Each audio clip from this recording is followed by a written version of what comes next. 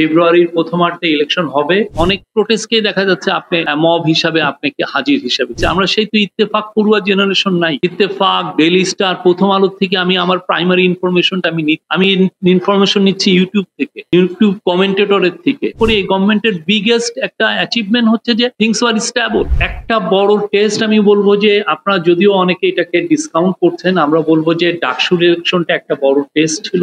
এই টেস্টে আমাদের পার্টিগুলো, আমাদের সুধী সমাজ, আমাদের স্টুডেন্ট শিক্ষার্থীরা সবাই আমরা বলবো যে একটা খুব ফ্লাইং কালার্সে আমরা উত্তরণ। এটা খুব ইম্পর্টেন্ট। এমন একটা ইলেকশন যেখানে একটা ইনসিডেন্ট ঘটেনি, ল অ্যান্ড অর্ডার রিলেটেড একটা ইনসিডেন্ট ঘটেনি। 40,000 ছেলে মেয়ের মধ্যে 80% একটা টার্ন আউট হয়েছে। এটা একটা অ্যামেজিং একটা টার্ন আউট। এটা বোঝা যাচ্ছে যে এই যে আমাদের যে যারা ইয়াং ছেলে মেয়ে তারা কতটা আসলে কিনলি ছিলেন এই ডেমোক্রেটিক এই প্র্যাকটিস, ডেমোক্রেটিক অ্যাক্টিভিটিসে তারা পার্টিসিপেট করার। এবং এটা আমি বলবো যে আগে আরো 2-3টে ইলেকশন সামনে আছে, ইলেকশনই আরো সুন্দরভাবে হবে এবং যে আমাদের পার্টিগুলো যেই যা দেখিয়েছেন সোফার তাদের আরো সামনে আরো মানুষের কাছে আরো সুন্দরভাবে তাদেরকে প্রেজেন্ট করবে। আমি বলতে পারি প্রতিদিনই মিটিং হচ্ছে, প্রায় প্রতিদিনই স্যারের একটাই মেসেজ, ফেব্রুয়ারির প্রথমার্ধে ইলেকশন, এটা আমাদের সফল করতে হবে। আইন শৃঙ্খলা বাহিনীগুলোকে নিয়ে বারবার মিটিং হচ্ছে। আমাদের ইনিশিয়াল এস্টিমেট ছিল যে 60,000 মিলিটারি ট্রুপস এটা ইলেকশনে ডিউটিতে থাকবে। এখন ওনারা বলছেন যে আরো বেশি 80,000 বা তারও ঊর্ধ্বে এটা করা সম্ভব হবে। ইন এডিশন প্রায় 8 লক্ষ পুলিশ, আনসার, কোস্টগার্ড, ডিজিবি এরা তো থাকছেন। এটা কিন্তু একটা ইলেকশন তো শুধুমাত্র আপনি যে 47,000 আপনার ভোটিং সেন্টার এবং আরো বোধহয় আরো বেশি ভোটিং বুথ।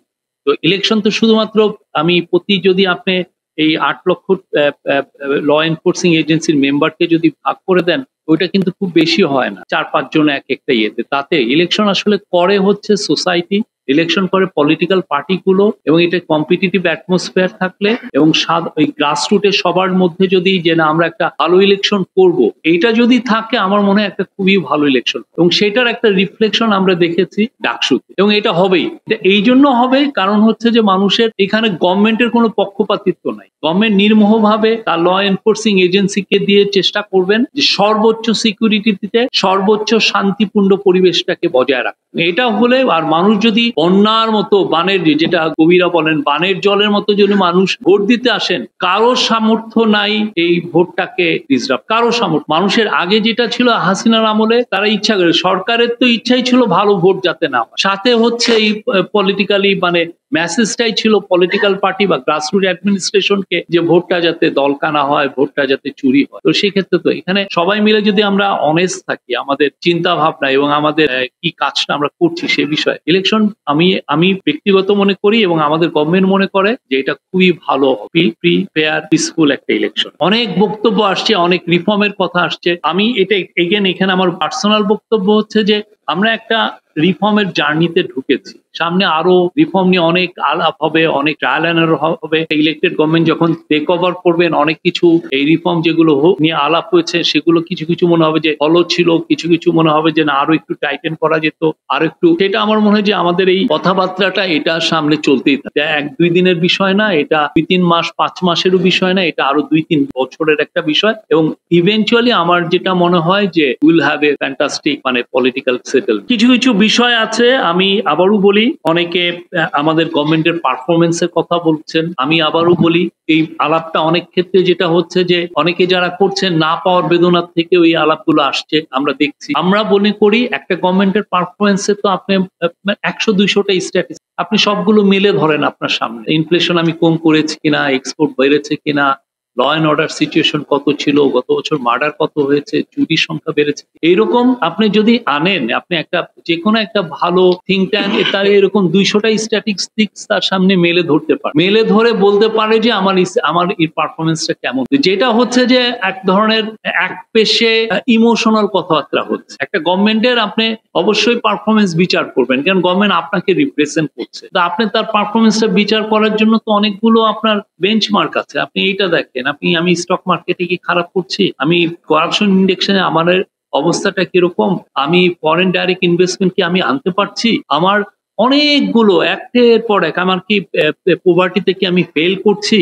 আমার গ্রোথের অবস্থাটা কিরকম, প্রত্যেকটা বিষয়, এক্সপোর্টে আমার কি বাড়লো বা নতুন মার্কেট কি আমি পাচ্ছি, এগুলো না দিয়ে যেটা হচ্ছে যে ওনারা কিছুই পাচ্ছেন না, ওনারা কিছু, আপনি দেখেন 200টা স্ট্যাটিস্টিক্স আনেন, দেখেন 13 মাস, এটা খুবই post revolution time in any part of the world is a খুবই মানে অনেকের দেশে ক্যাওটিক সিচুয়েশন। সেই জায়গায় আমি তো মনে করি এই গভর্নমেন্টের বিগেস্ট একটা অ্যাচিভমেন্ট হচ্ছে যে থিংস ওয়ার স্ট্যাবল। 13 মাসে আপনি দেখেন যেটা হচ্ছে যে অনেক ধরনের ইমোশনাল কথাবার্তা আসছে। আমরা আপনার ক্রিটিসিজমকে, এই গভর্নমেন্ট আপনার ক্রিটিসিজমকে ভ্যালু সম্মান করে, কিন্তু আমি চাই আমরা চাই যে আপনার ক্রিটিসিজমটা করবেন বেসড অন ফ্যাক্ট। আমরা বারবার আপনাদেরকে স্ট্যাটিস্টিক্স, কালকে না পরশুদিন আমরা পুরো 6 বছরে আমরা ক্রাইমের স্ট্যাটিস্টিক্স দিয়েছি। আমরা বলছি এই জায়গায় বেড়েছে, এই জায়গায় কমেছে, এই জায়গায় কিন্তু তা না করে যেটা হচ্ছে যে অনেক ধরনের বিশেষ করে ইউটিউবে আমরা যেটা দেখছি, এটা তো ভয়ানক। সারাদিন এসে আপনি একটা একের পর এক মিথ্যা কথা বলছেন।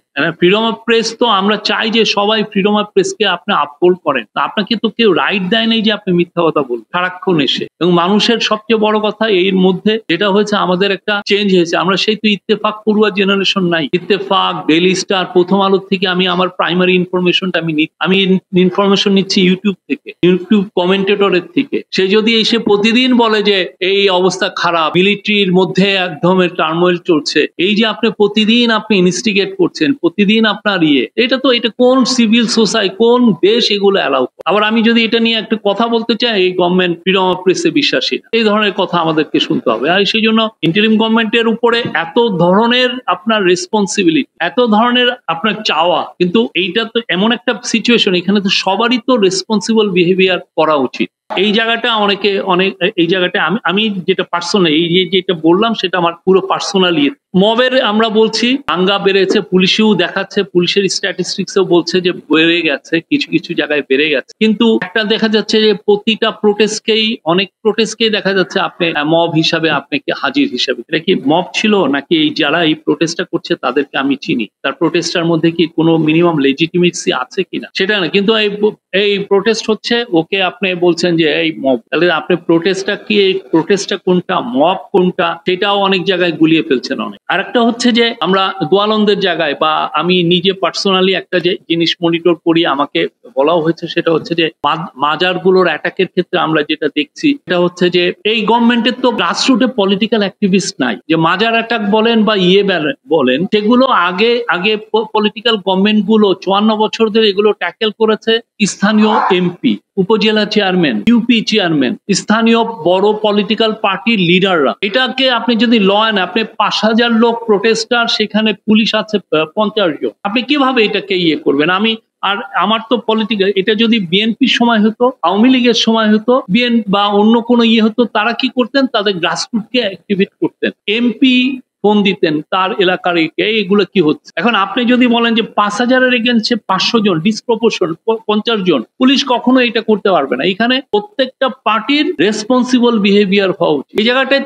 এই জায়গাটায় ইন্টারিম গভর্নমেন্ট শুধুমাত্র, আপনি এটাকে ল অ্যান্ড অর্ডার সিচুয়েশন হিসাবে যদি এটা নেন, এটার পক্ষে সত্যিকার অর্থে, এটা আমি পার্সোনালি মনে করি, আমি থানার পুলিশদের সাথে কথা বলছি, তারা সবাই কিন্তু এই কথাটা বলছেন যে এখানে পলিটিক্যাল পার্টির লিডাররা যদি সবাই তাদের না বিবৃত করেন, তাহলে তো এটা হয় না। কেননা কোনো না কোনো ভাবে এইটার সাথে গ্রাসরুট পলিটিক্যাল পার্টিগুলোর লিডাররাও সম্পৃক্ত হয়ে যান কিছু কিছু ক্ষেত্রে। এই জায়গাগুলো সত্যিকার অর্থে সবাই মিলে, আমরা একটা ভালো ইলেকশনের আগে সবাই মিলে এই জায়গাগুলো আমার মনে হয় অ্যাড্রেস করা উচিত। এটা again, this is my very much personal opinion, এটা আমার গভর্নমেন্টের না, আমি যেটা দেখছি সেটা আমি বলছি। এই জায়গাগুলো আগে 55 বছর ধরে আপনি দেখেন, এটা কি, আমার তো ইন্টারিম গভর্নমেন্টের তো পলিটিক্যাল উইং নাই, Goalanda unit of interim government political, সে এটা সবার সাথে, এখানে বড় বড় পার্টিগুলো সত্যিকার অর্থে এই জায়গাগুলো আমাদের করে, না হলে বাইরে যে মেসেজ দেয় যে এটা বাজে মেসেজ, আমাদের মধ্যে ওই অসহিষ্ণুতাটা বাড়ছে, তো বাজে কথা। এবং অবশ্যই আমাদেরকে আমাদের ডাইভার্সিটিকে আপহোল্ড করতে হবে।